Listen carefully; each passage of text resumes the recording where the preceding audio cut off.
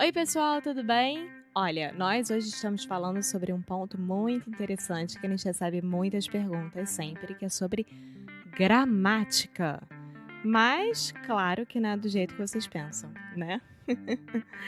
Bom, o episódio de hoje, claro que tem que ter os nossos amigos Cambly, não é Cambly no começo. E, gente, uma bela forma de vocês praticarem a gramática e entenderem a gramática é falando com o professor nativo, né? Como sempre, não existe a comunicação em qualquer língua que vocês estejam aprendendo sem a prática. Então, uma coisa completa a outra. A prática da comunicação é uma das coisas mais importantes possíveis durante o aprendizado de línguas. Então, se você quiser testar essa prática, testar a sua comunicação em inglês, vá lá no cambly.com ou no aplicativo do Cambly e coloca o nosso cupom Inglês no Micro Podcast. Dessa forma, você vai poder praticar, você vai poder entender os pontos principais que precisam ser corrigidos e depois você vai receber um videozinho com tudo que foi falado durante a aula. E esse videozinho vai ficar com você para sempre, ou seja, você sempre pode voltar ao material. Então, é isso! Hoje vamos falar sobre gramática e on with the show.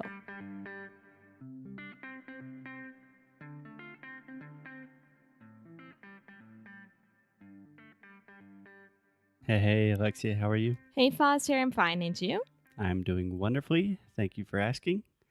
So, today is Thursday, and this is part 4 of a series that we are talking about the rules of language learning. We did not create these rules.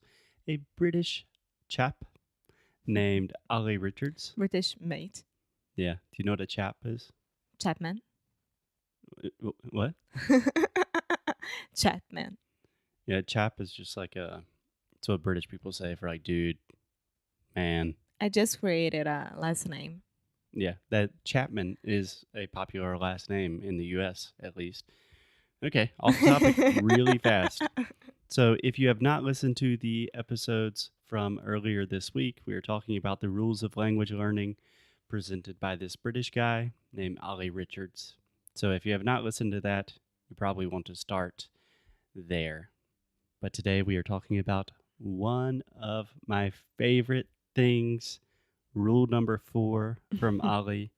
He says, don't learn grammar until you need it. Yes. Alexia, Ah. first impressions. Well, my first impression is that in any traditional English course, you're gonna be learning grammar as like the most important part. Yeah. And if you ask me how did I pass during the exams and things like that, I would say I don't know because I don't remember any of the grammar that I studied. In Portuguese? Both. Oh, or in English, yeah. Yeah. I mean, it makes sense when I speak. That's the most important part. Yeah, you just intuitively understand.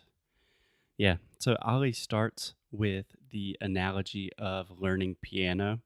And I make the analogy of sports or learning a musical instrument a lot when we are talking about language learning. But more or less, he says, imagine you want to learn to play the piano and you have a piano teacher. And in the first class, she explains to you, like, okay, this is a piano. This is how it works. This is how we tune the piano. In the second class, she starts talking about all of the different keys and different scales and musical theory. And then that continues for like 2 years, and you never really sit down and play the piano.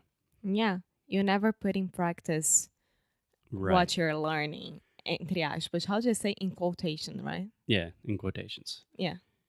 Yeah. So when you put it in the context of learning a musical instrument, it seems ridiculous. You will not learn how to play the piano just simply studying musical theory for 2 years. But for some reason in language learning, we do this all the time. You know, a lot of my students have studied for like 5 or 10 years and have never had a conversation with a native speaker. And that's not their fault. That's just the way the system is structured. Yeah. And I learned when I was studying French as well, grammar was the biggest part as well. And it was very similar to Portuguese.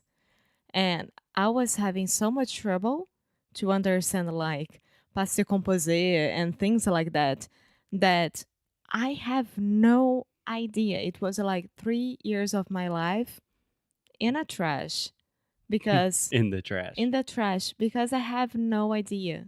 Yeah. Yeah. It's not that I can speak French nowadays, but um I can speak English. And this happened the same thing. Yeah. So naturally, we are not trying to say that grammar is not important. I do not think that Ali is making this point either.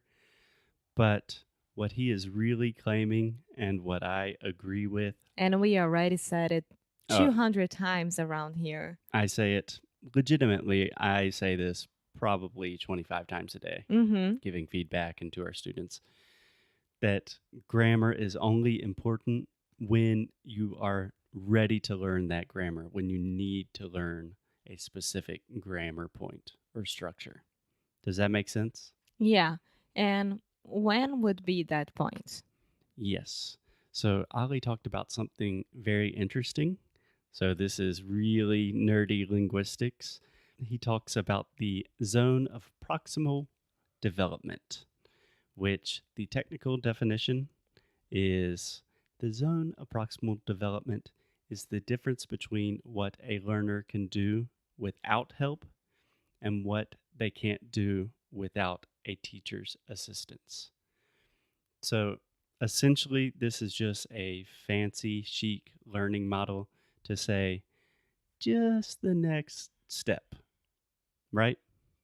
Yeah. So, for example, Alexia, you speak really well. You're an advanced speaker.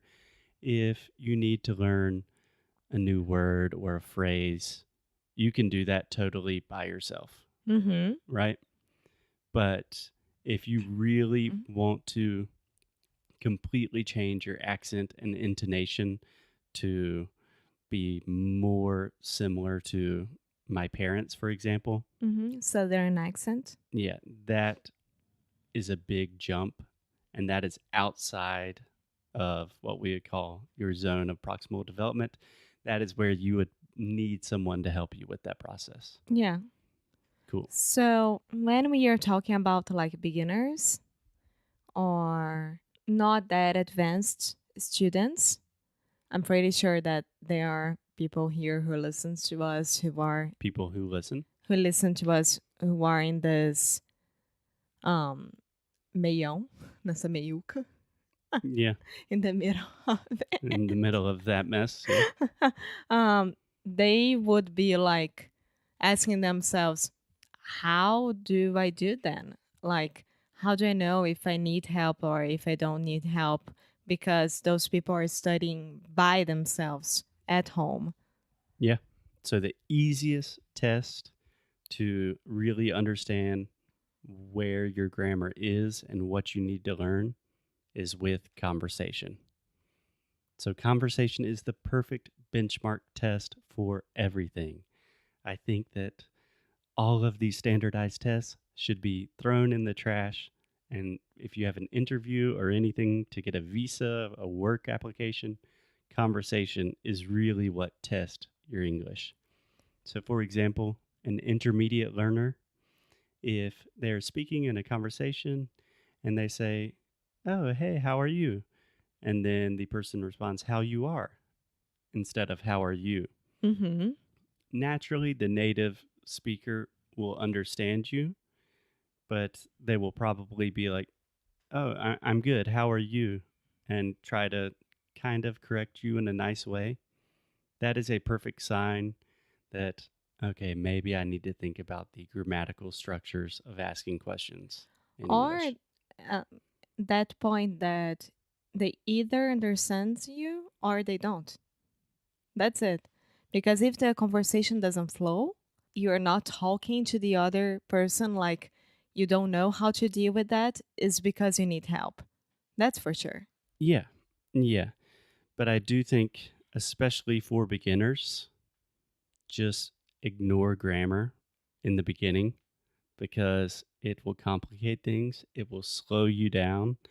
Or something that I really like to say to our students a lot is do not ask why, ask how. Mm-hmm. So, for example, I was giving feedback yesterday and someone said, I have lived in the US since 2011 or something, which is totally fine. Grammatically, it's correct. But I said, the most natural way to say this in English would probably be, I have been living in the US since 2011. And don't ask why we do that. First, you should ask, okay, how do I do that? What'd you say? I have been living. Okay, let me practice that. Train that. And then when you really start understanding it and it's just in your head, you probably will not have to ask why because you will understand intuitively. And that's a good point because the next episode is the perfect link for this. Oh, yeah. We did that on purpose. Yes. Kind of. So, are we good? Yeah. So we have talked about this before. Do not ignore grammar. Don't think that we are saying just, I'm pretty much saying that. Yeah. No, but grammar is important, but you have to know when to learn it. When to put it in your life is not the most important part. The most important part is to communicate. And then you're going to see what are your mistakes and what you need to really focus on. Yeah. I mean, when students are really, really focused on grammar and they will not stop, like, They forget everything else.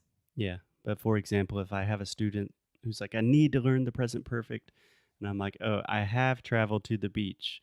They say, why do you say I have traveled and I've not traveled? And then I say, okay, think in Portuguese. Viajei para a praia. If I just say, why'd you say that? And why did you not say, eu viajava? And why did you not say, tinha viajado? No Brazilians, except for linguistics, can answer that question. No, and it's like 1 + 1 is equal to 2. You don't 1 + 1 = 2. you don't have to why, but how. My dad used to say to me that he was horrible with maths Uh-huh. because of that. He was always asking himself like, why is that? Why do we do that? Why p number? Pi is like that. And he was always horrible with Yeah. maths. So, Yeah. So can we end on one funny note, Alexia? uh-huh. We are talking about the rules of language learning presented by a British guy named Ollie Richards. But here in America, the land of the free, we just say math. But in British English, it's maths. They do say maths. There you go. Britannia. Yeah. Okay. I think that is a good and weird place to end the episode. It's incredible that I still have things from my childhood when I learn English. Yeah, it's awesome. But you are in the United States, so speak American or leave. I'm joking. Sweet people. Have a lovely day. We will see you tomorrow. Bye.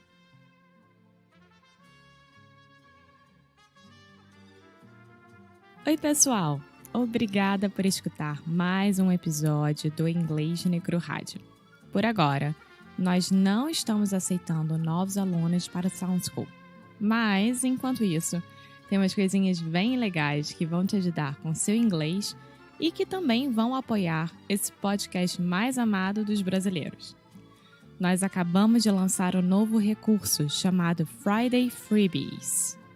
A cada sexta-feira, vamos mandar para você um novo recurso que criamos para te ajudar a melhorar cada vez mais o seu inglês e também algumas coisas bem engraçadas como behind the scenes da gente. Então, para ficar por dentro disso tudo, é só acessar www.inglesnoicru.com/free, tá? Você também pode entrar na lista de espera do Sound School E também será o primeiro a saber quando as novas applications serão abertas. Você também pode deixar uma review pra gente, hein? Juro, isso ajuda muito, muito, muito, muito. Tudo isso e mais um pouco no inglêsnoicru.com. Então vai lá e, como sempre, keep up the good fight and lose well.